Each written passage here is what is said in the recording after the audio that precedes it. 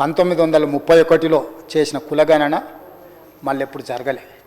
Mandal commission 52% బీసీలను గుర్తించి 27% రిజర్వేషన్లను రికమెండ్ చేస్తే ఆ 27% రిజర్వేషన్లు బలైన వర్గాలకు మొదటిసారి వచ్చింది. మండల్ కమిషన్ కూడా నిర్ధారించింది 52% బీసీల లెక్క.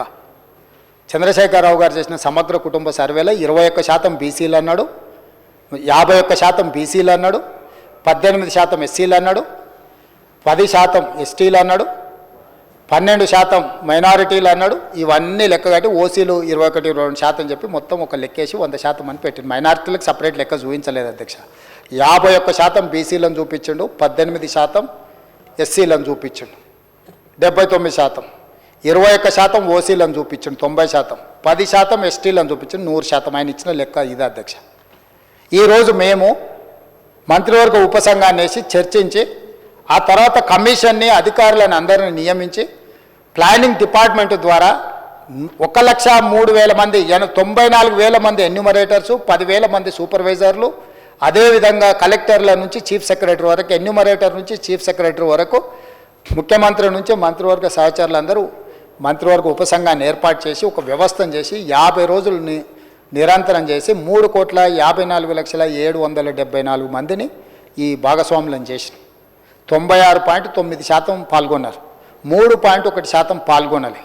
వాళ్ళకు కూడా రెండో అవకాశం ఇచ్చినాం.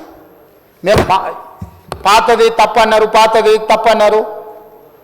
అన్నందుకు ఏలే అధ్యక్ష. 3.1% సర్వేలో పాల్గొనలేదు కాబట్టి రెండో అవకాశం కూడా ఇచ్చినాం. అప్పుడేమో ఎన్యూమరేటర్లు ఇంటింటికి వెళ్ళి ఇంటికి స్టిక్కర్ వేసి 150 ఇండ్లకు ఒక్కొక్క ఎన్యూమరేటరు 50 రోజుల్లో 1-4 సార్లు పోయినా రోజుకు 8 నుంచి 10 ఇండ్ల కంటే ఎక్కువ చేయొద్దని ఒక పద్ధతి ప్రకారం చేసినాం. అయినా కూడా కొంతమంది వివిధ కారణాల చేత రాకపోతే రెండో అవకాశం ఇచ్చినాం.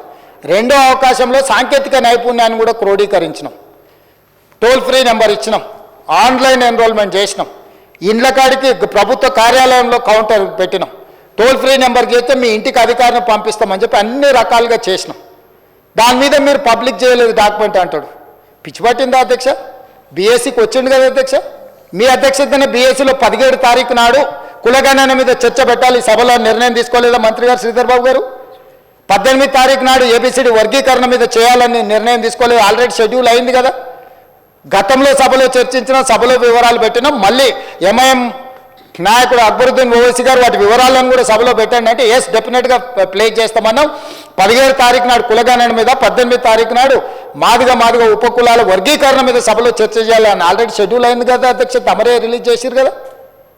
మళ్ళీ పెట్టలేదని మాట్లాడతాడు ఏంది అధ్యక్ష? నోరు తెరిస్తే అబద్ధాలైనా కుటుంబం అంతా అబద్ధాలు చెప్పే బతుకుతారా అధ్యక్ష? పొద్దున్నే అన్నం తింటారా, అబద్ధాలు తింటారా అధ్యక్ష వీళ్ళు? అంటే అబద్ధాల మీద జిఎస్టీ లేదని చెప్పి ఎంతైనా మాట్లాడతారా అధ్యక్ష? ఈసారి కలిసినప్పుడు మా మహేశ్వర్ రెడ్డి గారిని రిక్వెస్ట్ చేస్తున్నాం, మోడీ గారిని అడిగి అబద్ధాల మీద కూడా ట్యాక్స్ పెట్టండి జిఎస్టీ అని చెప్పి అబద్ధాలకు కూడా జిఎస్టీ వేస్తే కానీ వీళ్ళు అబద్ధాలు మానేటట్లేరు అధ్యక్ష. ఎందుకంటే ఇంత అడ్డగోలు అబద్ధాలు ఏంది అధ్యక్ష? ఎక్కడి విధానం ఇది? అందుకే కులగణన మీద, మాదిగ ఉపకులాల వర్గీకరణ మీద, 30-35 సంవత్సరాల వర్గీకరణ మీద, 100 సంవత్సరాల కులగణన మీద ఉన్న సమస్యలకి మా ప్రభుత్వం శాశ్వతమైన పరిష్కారం చూపించింది.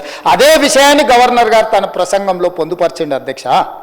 ఆ విషయాలను ప్రస్తావించిండు. ఇదొక గొప్ప విజయము, ఇదొక సామాజిక పరివర్తన. ఇంత గొప్ప సామాజిక పరివర్తనను నిర్వహించే అవకాశం దేవుడు మాకు, మీకు, మనందరికి ఇచ్చినందుకు దేవుడికి కృతజ్ఞతతో మనం ఉండాలి. తెలంగాణ ప్రజలకు మనం కృతజ్ఞతతో ఉండాలి. చిల్లర మల్లర రాజకీయాలు చెయ్యొద్దు.